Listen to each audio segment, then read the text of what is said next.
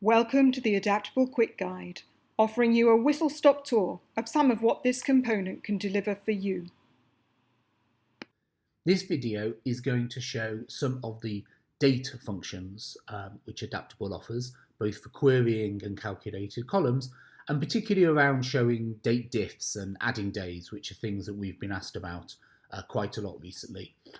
So we can see in this dummy data here, we've got three date columns. We've got an order date, we have the required date when something should have been shipped, and then the ship date when it was actually shipped. So let's imagine for our first scenario, we would like to know whether the ship date always matched the required date, i.e. did we have a ship late? So a nice way to do that would be through a calculated column. So let's create that now.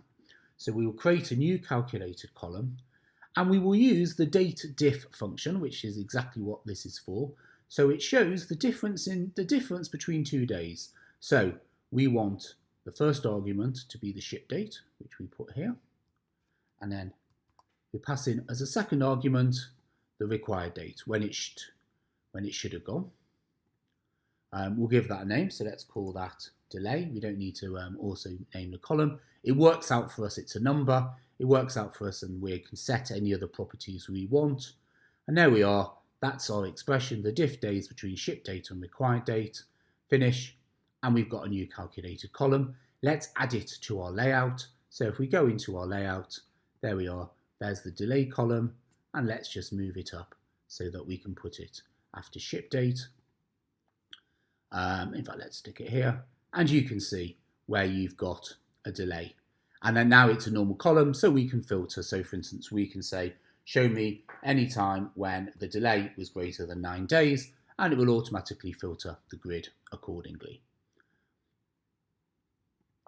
So that's a calculated column. Let's clear that.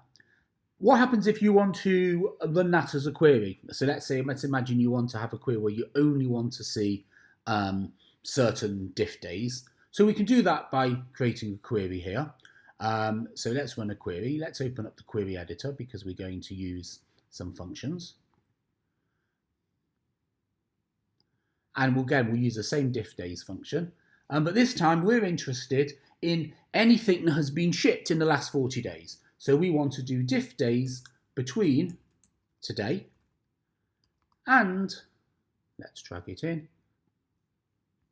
and the ship date. So we say where the difference between today and the ship date is less than 40.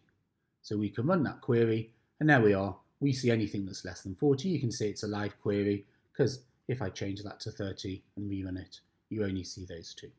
So that's one way of doing it, but actually there's probably a nicer function we can use here, and that's actually probably the add days function. So let's use that one instead. So we can say we want to do add days, and here let's say we're going to add the days from so let's take the ship date.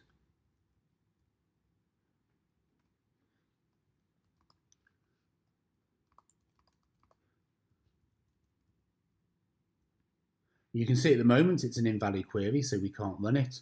But when I delete that, the query becomes valid. So we're saying anywhere where adding 40 to the ship date is greater than today. And then if we run that, we see what we saw before.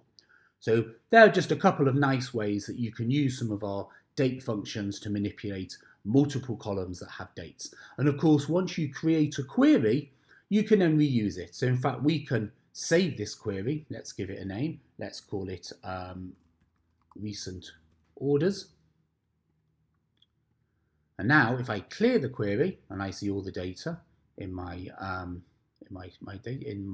data set, I go back into here, I can load the query, and I can load recent orders and just see those. And in fact, I can use that query in multiple places. So again, if I was to clear this, but now run a conditional style, we can use that query. So we can say we want to highlight any columns to be yellow where, and we'll highlight the whole row.